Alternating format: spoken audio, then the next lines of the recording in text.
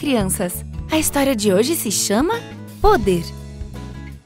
O verso para decorar está em Atos, no capítulo 4, verso 31, e diz: Todos ficaram cheios do Espírito Santo e anunciavam corajosamente a palavra de Deus.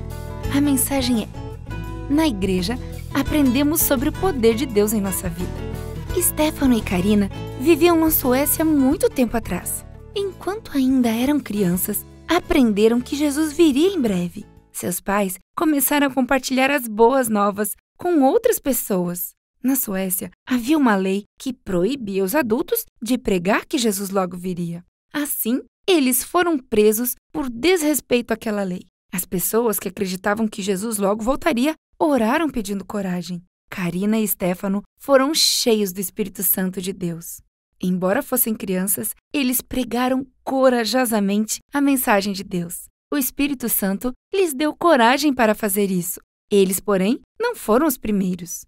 Nossa história bíblica de hoje é sobre os membros da igreja primitiva que oraram juntos, pedindo coragem para pregar a mensagem de Jesus.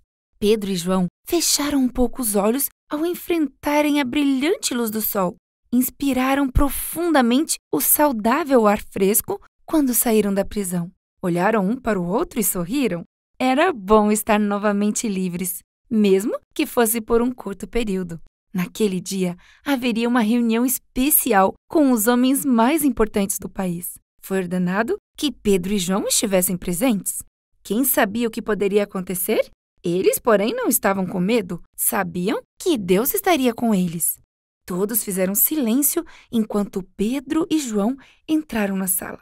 As vestimentas das pessoas faziam ruído e os homens se movimentaram para ver melhor. Então, um dos líderes da nação limpou a garganta e começou. Como vocês fizeram isso? Que poder vocês têm? O nome de quem vocês usam? O líder estava falando a respeito do milagre que Pedro e João tinham realizado em nome de Jesus um dia antes. Um paralítico muito conhecido tinha sido curado e todos estavam comentando sobre este caso. Muitas pessoas que ouviram sobre o milagre também ouviram a mensagem de Pedro e João.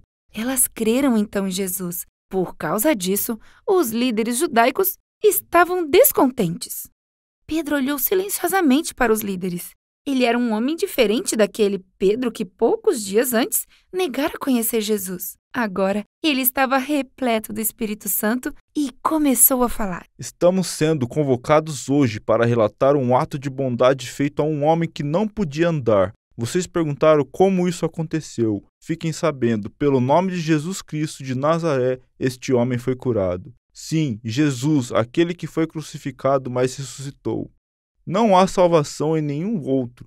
Não há nenhum outro nome pelo qual devamos ser salvos. Os líderes olharam admirados. O homem falava sem temor, clara e corajosamente. Aqueles líderes perceberam que Pedro e João tinham sido mudados porque tinham estado com Jesus.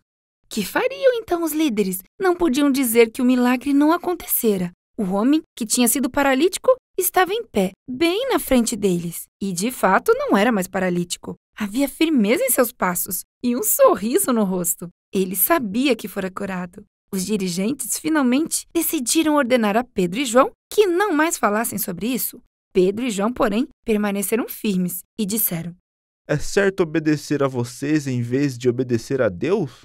Pedro e João foram novamente advertidos, então, ainda mais enfaticamente. Depois, foram soltos. Os líderes ficaram com medo de puni-los. Muitas pessoas da cidade estavam louvando a Deus pelo que tinha acontecido. Pedro e João retornaram para o lugar em que os crentes estavam reunidos. Todos eles se uniram em oração, suplicando poder para falar ousadamente e para realizar mais milagres através do nome de Jesus. Deus ouviu suas orações e respondeu. E imediatamente, o local de reunião estremeceu como se tivesse havido um terremoto. Mas não era um terremoto. Era o Espírito Santo tomando posse de todos os que estavam ali. Depois disso, todos eles começaram a pregar a mensagem de Deus com grande ousadia.